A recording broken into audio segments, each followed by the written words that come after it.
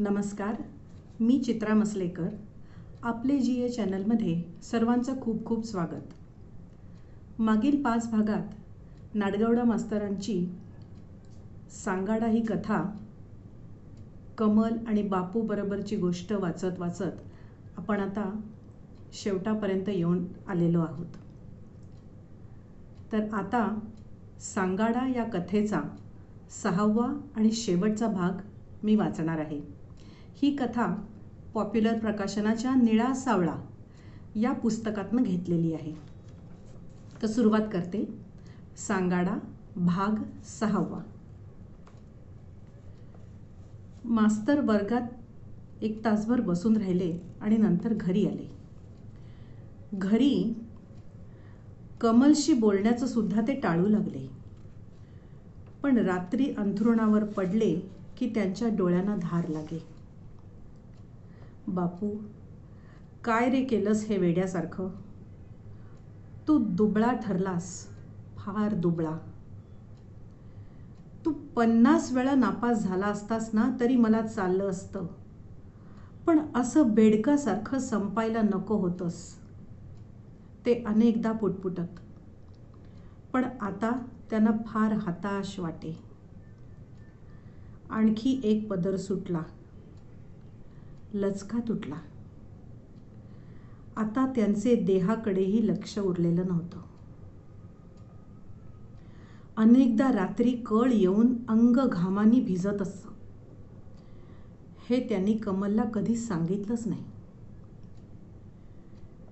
आता तीही बदलली होती. तिच्या डोळ्यात त्यांना जाणवणारा परकेपणा दिसू लागला होता.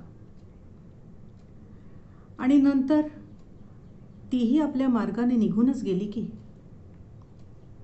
त्यांना चावा घेऊन. बाकीच्या साऱ्यांचे शब्द त्यांनी सहन केले असते, पण कमलनेही तसंच म्हणावं याची त्यांना फार विषण्णता वाटली. आपल्याच श्वासाची पोरगी ही. मी बापूला तसं का म्हणालो याचा तिला समज हवा होता. हजारो पोरांना बाप शिव्या देतात, पण त्यांच्यापैकी सारेच का विहिरीत उड्या घेतात? चट, कमलने तरी जाता जाता तशी लाथ मारायला नको होती. तसं नको होतं म्हणायला. एक धागा उकलताना साराच गुंतावळा हातात यावा त्याप्रमाणे सारं त्यांच्या समोर आलं. जुन्या आठवणी ओल्या कपड्यांप्रमाणे अंगाला चिकटू लागल्या. त्यांना नको असताना. आज तुकारामाचा फोटो फुटल्याने हे सारं झालं बरं. मनावरचा झाकणाला तडा गेला असं त्यांना फार वाटू लागलं. आज निदान खूप काम असतं तरी त्या परिचित ओझ्याखाली त्या साऱ्याचा विसर पडला असता. बाहेर आता ऊन ताणल्यासारखं झालं आणि त्याच्या झळीनी त्यांचं डोकं एकदम दुखू लागलं. बाजूच्या कारखान्यात एका चक्राचा पट्टा सुटल्याप्रमाणे काहीतरी कोसळत असल्याचा धाड धाड आवाज येऊ लागला. मधून मधून ओरडण्याची माळ ओढल्याप्रमाणे एका कुत्र्याचं तुकडे तुकडे वजा ओरडणं ऐकू येऊ लागलं.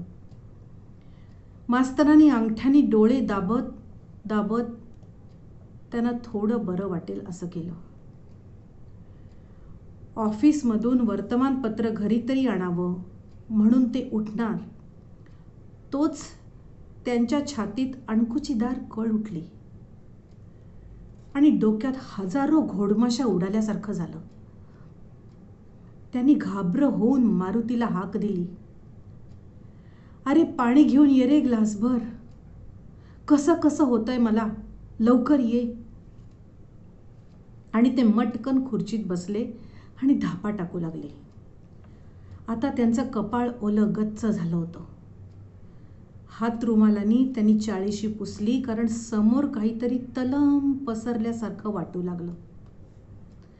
समोर हाडांचा सांगाडा इकडून तिकडे शांतपणे फिरत होता आणि त्याच्या विचकल्या दातांची रेषा खडूनी रेघ काढल्याप्रमाणे दिसत होती.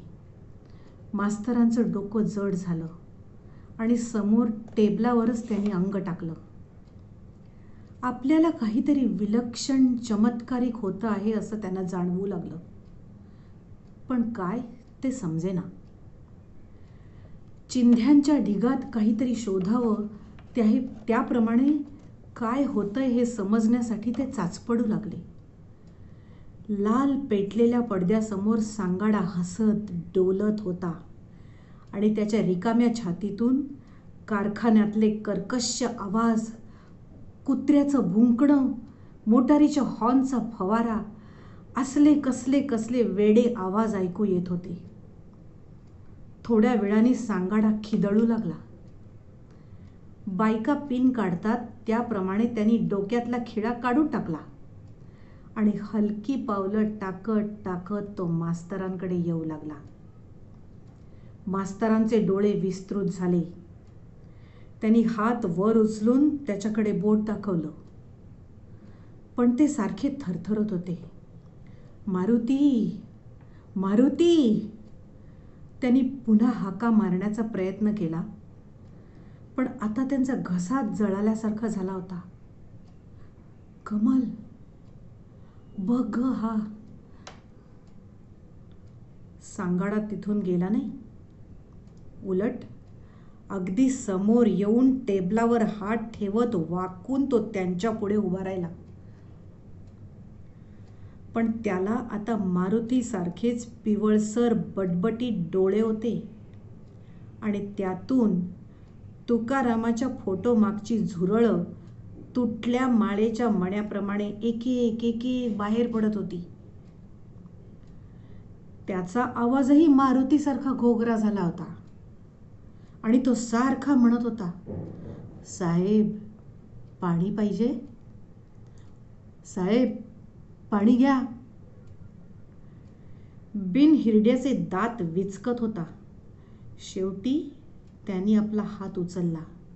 त्या टोकदार कठोर हाडांच्या हाताचा स्पर्श मास्तरांच्या धगधगीत कपाळाला झाला आणि त्यांनी गपकन डोळे मिटून घेतले. मारुतीने ग्लास टेबलावर तसाच ठेवला आणि त्यांच्या कपाळावरचा हात बाजूला घेऊन त्यांना खुर्चीतच सरळ बसवलं. लगेच तो जोशी हेडमास्तरांच्या खोलीकडे गेला. वाटेत तंबाखूची चिमूट भरत त्यांनी इतर मास्तरांना ती हकीकत सांगितली. त्यांचे कोणाचेही वैयक्तिक लागेबंधे नव्हते, पण मास्तरांच्या आकस्मिक जाण्याने त्यांना इतर गोष्टींचा विसर पडला. सारा दिवसच एकदम विटल्यासारखा झाला. त्यांची मनं जडावली. आपला भाऊ आजारी असताना विचारपूस करण्यासाठी मास्तर घरी कसे आले होते हे कुलकर्णींना उगाचच आठवलं. जोशी हेडमास्तरांनी असा उद्गार काढला आणि ते मिनिटभर स्तब्धच झाले. शाळेची एक भिंतच पडल्याप्रमाणे त्यांचं मन विषण्ण झालं. थोड्या वेळाने ठिकठिकाणी मुलांचे मूक घोळके जमू लागले. एक अतिशय अबोल, उत्कृष्ट मास्तर गेले या माहितीने काहीतरी महत्त्वाचं, दुर्मिळ असं हरवलं अशी हुरहुर त्यांच्यात दिसत होती. साऱ्या शाळेवर प्रेतावर वस्त्र पसरावं त्याप्रमाणे दुःखाची छाया पसरली. पण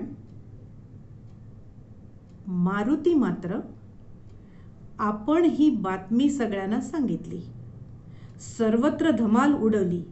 या समाधानाने आपलं भाबडं बडबडं दुःख चेहऱ्यावर ऐस पैस पसरून उगाचच इकडे तिकडे धावपळ करीत होता.